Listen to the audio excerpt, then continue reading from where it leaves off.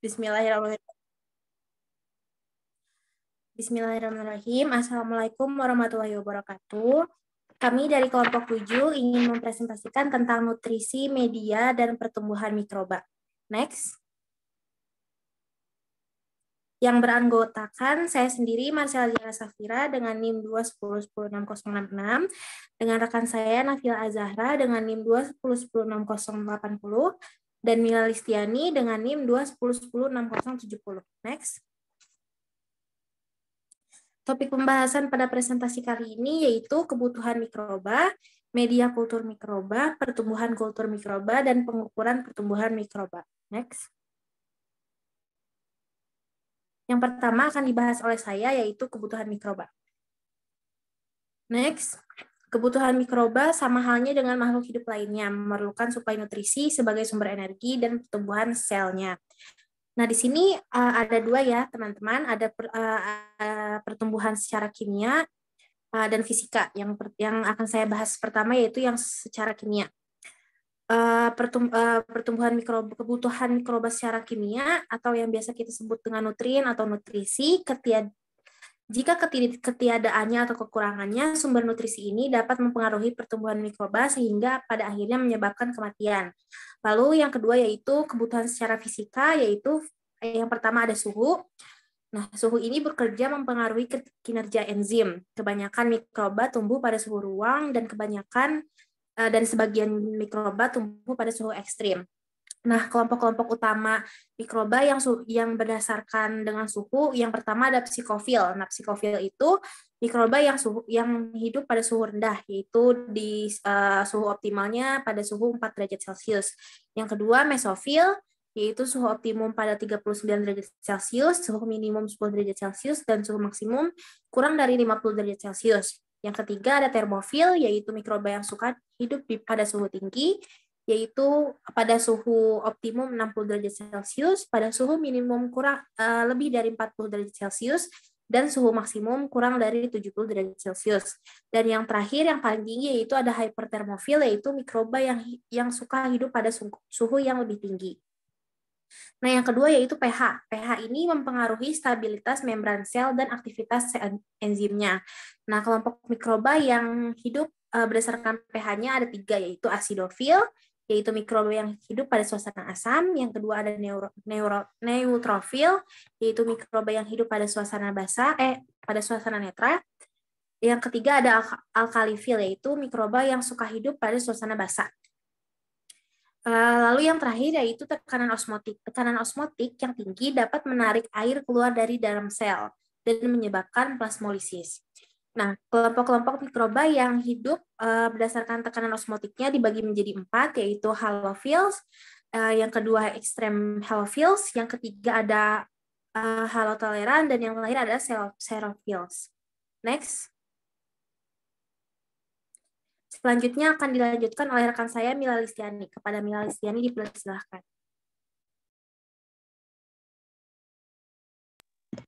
Baik, di sini saya akan melanjutkan. Di sini saya akan membahas tentang kelompok mikroba berdasarkan kebutuhan oksigen. Ada aerob, anaerob, obligate, fakultatif. Yang pertama ada aerob. Aerob itu membutuhkan oksigen untuk bertahan hidup. Jadi yang selanjutnya anaerob obligate tidak membutuhkan oksigen dan dapat terbunuh keadaannya. Yang ketiga fakultatif dapat hidup dengan oksigen atau tanpa oksigen. Next.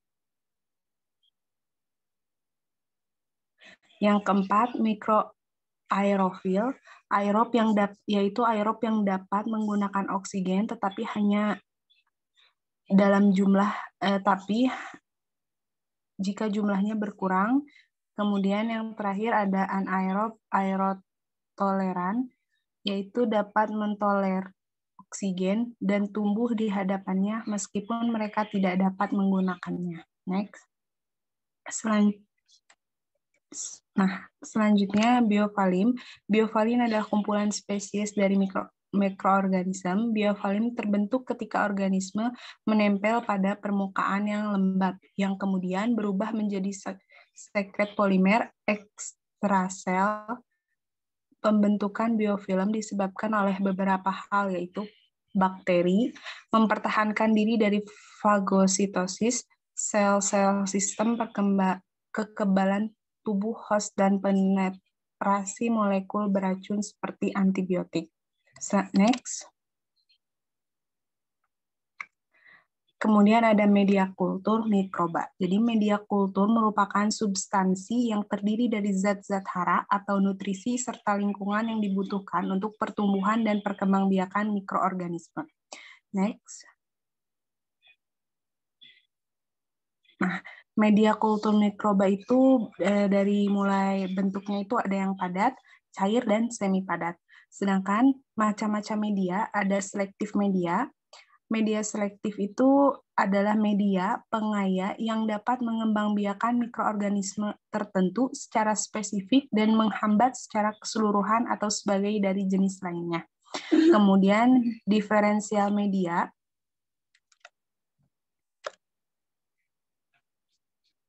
Diferensial media adalah media yang mengandung unsur yang memungkinkan untuk mengidentifikasi mikroorganisme jenis tertentu dari kultur murni ataupun campuran. Identifikasi ini biasanya berdasarkan penampakan dari mikroorganisme seperti warna kroni atau adanya presipitat. Kemudian Enrichem kultur. Selanjutnya akan dijelaskan oleh rekan saya, Nabila.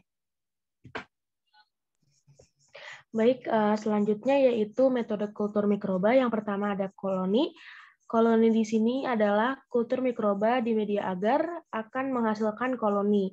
Nah, bentuk dari koloni itu adalah bulat, dan satu bulat itu berarti satu koloni. Lalu ada strict plate atau agar gores, yaitu dengan mengambil suspensi mikroba, lalu digoreskan kepada media agar yang sudah jadi di dalam cawan Petri. Nah, kemudian ada memperoleh kultur murni atau isolasi mikroba secara aseptik yang bekerja dengan steril dan biasanya tidak jauh dari api bunsen. Jadi dalam pengerjaannya itu jarak dari api bunsen kepada alat yang sedang kita kerjakan tuh tidak jauh gitu. Jadi harus berdekatan agar tetap steril. Seperti itu. Lalu sedangkan untuk mikroba yang berbahaya digunakan metode dan alat-alat yang lebih canggih. Jadi untuk bakteri yang lebih berbahaya itu tidak bisa hanya digunakan dengan steril dari api bunsen, tapi harus menggunakan alat-alat dan bahan-bahan yang lebih steril seperti itu. Kemudian ada mengawetkan kultur bakteri. Nah, biasanya dengan dimasukkan ke kulkas itu juga sudah cukup, tapi ada juga yang dibekukan atau dibekukan dalam keadaan kering. Dan yang terakhir yaitu special kultur teknik atau teknik spesial gitu ya. Untuk mikroba yang berbahaya harusnya digunakan metode dan alat-alat yang lebih canggih. Biasanya digunakan dengan BSL atau biosafety level. Jadi yang tadi saya jelaskan apa ya, mikroba yang lebih berbahaya itu tingkat sterilnya itu harus lebih tinggi gitu, harus lebih naik level daripada mikroba yang biasanya. Next.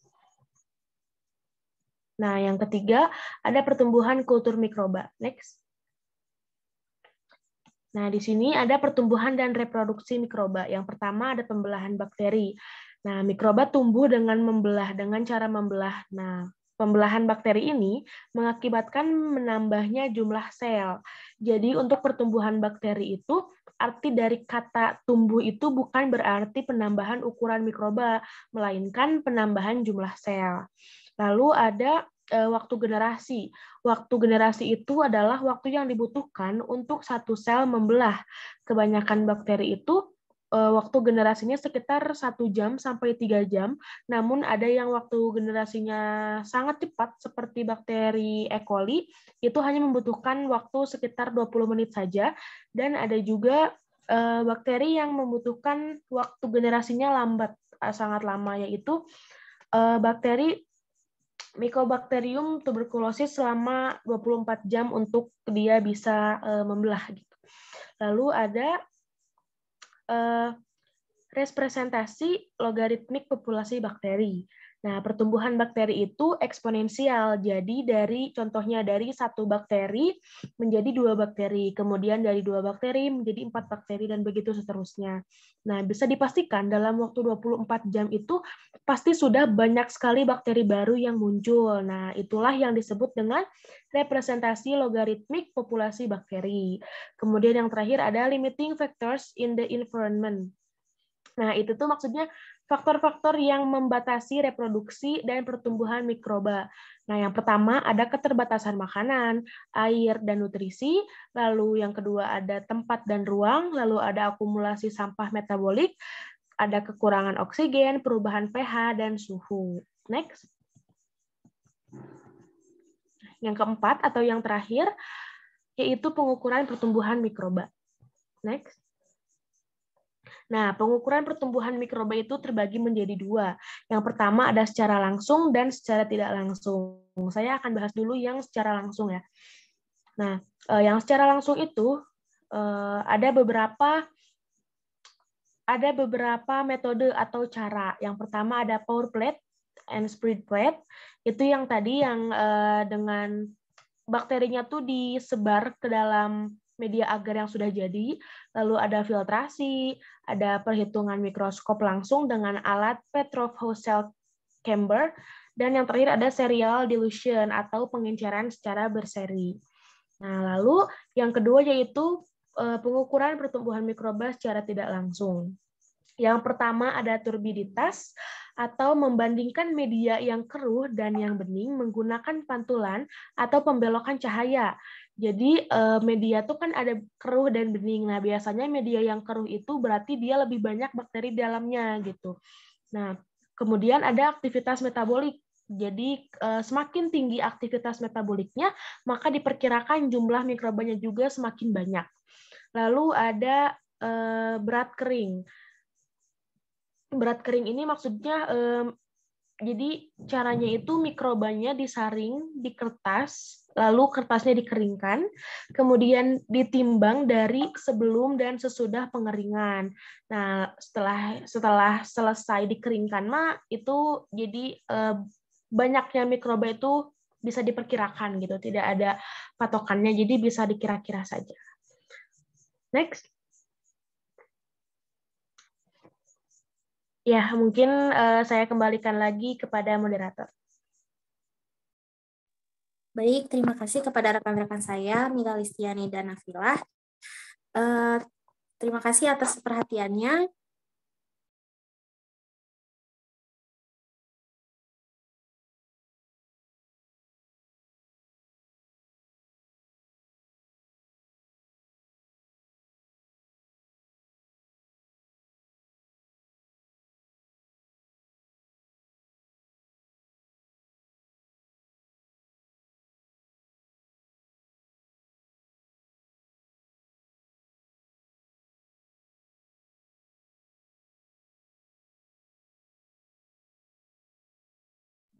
Terima kasih atas perhatiannya. Kurang dan lebihnya mohon dimaafkan. Wassalamualaikum warahmatullahi wabarakatuh.